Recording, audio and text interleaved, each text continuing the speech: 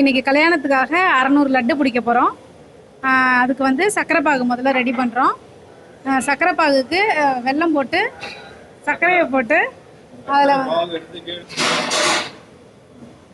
சர்க்கரை பாகுக்கு கொதிக்க வச்சு கீழே இறக்கி வச்சுட்டு அதுக்கப்புறம் வந்து எண்ணெய் வச்சு பூந்தி கடலை மாவை கரைச்சி பூந்தி அடித்து அதில் ஜாயின் பண்ணி முந்திரி திராட்சை ஏலக்காய் நெய் போட்டு கிண்டி அப்புறம் வெளியில் அனுப்புவோம் பிடிக்கிறதுக்கு. அவ்வளோதான். லைஃப்பில் இப்போ தாங்க நான் இவ்வளோ பெரிய கரண்டியாகவே என் கையால் தொடுறேன். பிரம்மாண்டமாக இருக்குது, பார்க்கவே ரொம்ப அழகாக இருக்குது, பிரம்மாண்டமாக இருக்குது. இப்போ சர்க்கரை பாகில் வந்து கலர் பவுடர் சேர்த்துருக்காங்க. இப்போ நம்மள்ட்ட பேச போகிறவர் ஒரு ஸ்பெஷல் வாய்ஸ் உள்ளவர், அவர் பேசுவார். இதில் என்ன போட்டிருக்கீங்க? வந்து சர்க்கரைங்க. இது வந்து 600 லட்டு. 600 லட்டுக்கு வந்து 13 கிலோ சர்க்கரை, 6 கிலோ கடலை மாவு, 1/2 கிலோ முந்திரி, 1/2 கிலோ திராட்சை, ஏலக்காய், நமக்கு தேவை போதுமான அளவு ஏலக்காய், லட்டு தாங்கினது பாவு. இன்னும் ஒரு 10 நிமிஷம் கொதிக்கணும். வச்சா இறக்கி வைக்கணும். இறக்கி வச்சுட்டு அப்புறம் லட்டுக்கு மாவு கரைச்சி பூஞ்சி அடிக்கணும். இல்லை டெம்பரு, ஃபுல் டெம்பரு. ஃபுல் டெம்பரு பதம் வந்து ஃபுல் டெம்பரு நல்லா இருக்கும். இறக்கி வச்சிடணும். இறக்கி வச்ச பிறகு அப்புறம் பூந்தி அதை அப்படியே போட்டு கிண்டிக்க வேண்டியதான் திட்டமா. இப்போ டைட்டான பரவாயில்ல, டைட்டான நம்ம திரும்பி சக்கரை ஊற்றினா இல்லை தண்ணி கூட ஊற்றலாம், வெந்நீர் ஊற்றிக்கலாம்.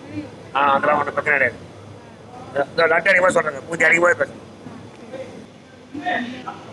பாகு வந்து நம்மளுக்கு இந்த பதம் வந்தோடனே இறக்கிடலாம்.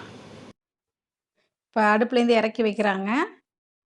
அடுத்தது பூந்தி அடிக்க போகிறாங்க. ஆனால் இதில் ஒரு ஸ்பெஷலான ஒரு ஐட்டம் சேர்க்குறாங்க. என்னென்னா நெய் சேர்க்குறாங்க. 1 லிட்டர் பாட்டிலேருந்து 1/2 லிட்டர் இதில் சேர்த்துக்கிறாங்க. நம்ம எப்போ பூந்தி செய்யும்போது என்ன செய்வோம்னா எண்ணெயில் ஊற்றிடுவோம் நெய்யை. ஆனால் இவங்க என்ன பண்ணுறாங்கன்னா பாகில் கொஞ்சம் நெய் ஊற்றிக்கிறாங்க, நல்லா நெய் வாசனையாக இருக்கிறதுக்காக. அடுத்தது பூந்தி அடிக்கிறதுக்காக மாவு மிக்ஸ் பண்ணுறாங்க.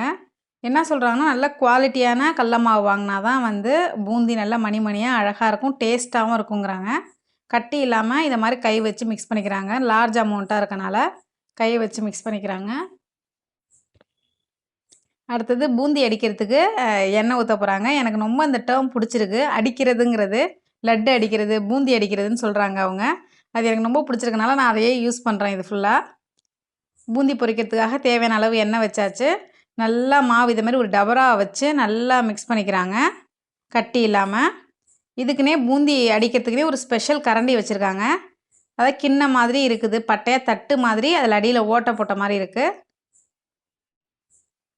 இப்போ இது மாதிரி மொண்டு ஊற்றிட்டு கையை வச்சு அப்படியே இது பண்ணி விடுறாங்க. கையை வச்சு இப்படி தேய்க்கும் போது அப்படியே முத்து முத்து முத்தாக கீழே விழுது.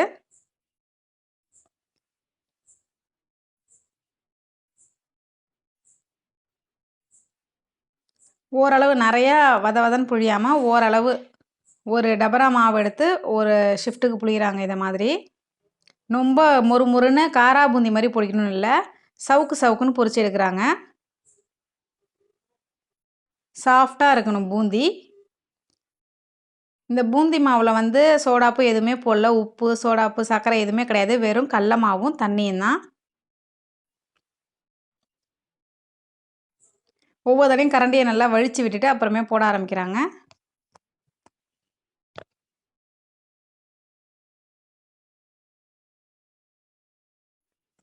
இந்த பூந்தி பண்ணும்போது பார்த்திங்கன்னா ஒரு மாவு வெளியில் சிந்துறதோ இல்லை ஒரு தெரிக்கிறதோ அந்தளவு பர்ஃபெக்ஷன் பயங்கரமாக இருக்குது இவங்கள்ட்ட. இப்போ வந்து ரெடி பண்ணி வச்சதை பாகில் கொட்டுறாங்க. கொஞ்சம் கொஞ்சமாக கொட்டி கொட்டி மிக்ஸ் பண்ணி வச்சு விட்டுறாங்க. இப்போ ஒரு ரவுண்டு மிக்ஸ் பண்ணிவிட்டு நடுவில் வந்து ஒரு குழி மாதிரி தோன்றாங்க.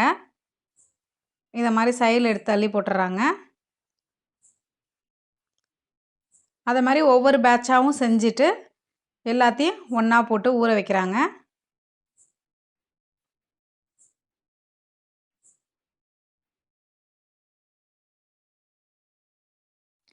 இவங்க குக் பண்ணுற அடுப்பை பார்த்தீங்கனாலே, அந்த அடுப்பு பக்கத்தில் நிற்கவே நம்மளுக்கு பயமாக இருக்குது. ஏன்னா நம்ம அவ்வளோ பெரிய அடுப்பு, அவ்வளோ ஃப்ளேம் பயங்கரமாக எரிஞ்சு நம்ம பார்த்ததே கிடையாது.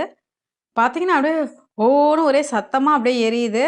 ஆனால் பயங்கர ஸ்பீடாக வேலை நடக்குது. ஏன்னா அடுப்பு வேகமாக எரியறனால அந்த பதம்லாம் அவங்களுக்கு நல்லா தெரியறனால டக்கு டக்கு டக்கு டக்குன்னு பண்ணுறாங்க.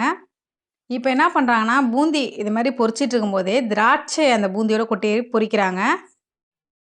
ஏன்னா நம்ம திராட்சை வந்து அப்போ தான் காந்தாமல் இருக்குங்கிறதுனால இந்த டெக்னிக் அவங்க யூஸ் பண்ணுறாங்க. இதை மாதிரி இவங்கள்ட்டேருந்து நம்ம நிறைய டெக்னிக்ஸ் கற்றுக்கலாம். திராட்சை தான் இந்த பூந்தியோட சேர்த்து பொரிக்கிறாங்க. அடுத்தது முந்திரி போட்டு பொரிக்கிறாங்க. 1/2 கிலோ முந்திரி, 1/2 கிலோ திராட்சை. முந்திரி வந்து தனியாக போட்டு பொரிக்கிறாங்க. ஏன்னா அது பொரிப்பறதுக்கு கொஞ்சம் லேட் ஆகுங்கிறதுனால கரெக்டான பதத்தில் எடுக்கிறாங்க. பாருங்கள், கலர் வந்து எல்லாம் ஒரே கலரில் சேஞ்சே அவ்வளோ கருப்பாகவும் அவ்வளோ நல்லா இருக்குது. இப்போ எல்லாமே பொரிச்சு எடுத்துட்டாங்க. ஒன்றா எல்லாத்தையும் அந்த பாகில் போட்டு மிக்ஸ் பண்ண போகிறாங்க. இதோட ஒரு முக்கியமான ஐட்டம் சேர்க்க போகிறாங்க. என்னென்னா ஏலக்காய் பவுடர். அவங்க கையால் 2 கைப்பிடி அளவு ஏலக்காய் பவுடர் சேர்க்குறாங்க. கிட்டத்தட்ட ஒரு 50 கிராம் இருக்கும்.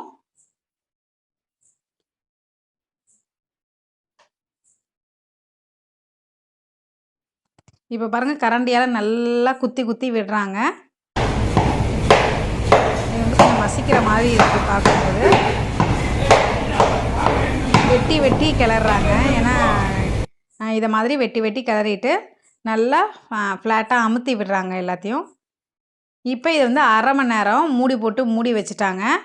1/2 மணி நேரம் கழித்து இப்போ வேறு ஒரு பாத்திரத்தில் தேவையான அளவு எடுத்து கொட்டி உருண்டை பிடிக்க போகிறாங்க. இது வந்து இந்த ஃபங்க்ஷனுக்கெல்லாம் கொடுக்குறாங்களா அந்த சைஸ் லட்டு. அதை மாதிரி 600 லட்டு. ரொம்ப பர்ஃபெக்டாக இருக்குது. டேஸ்ட்டு செம டாப்பாக இருக்குது.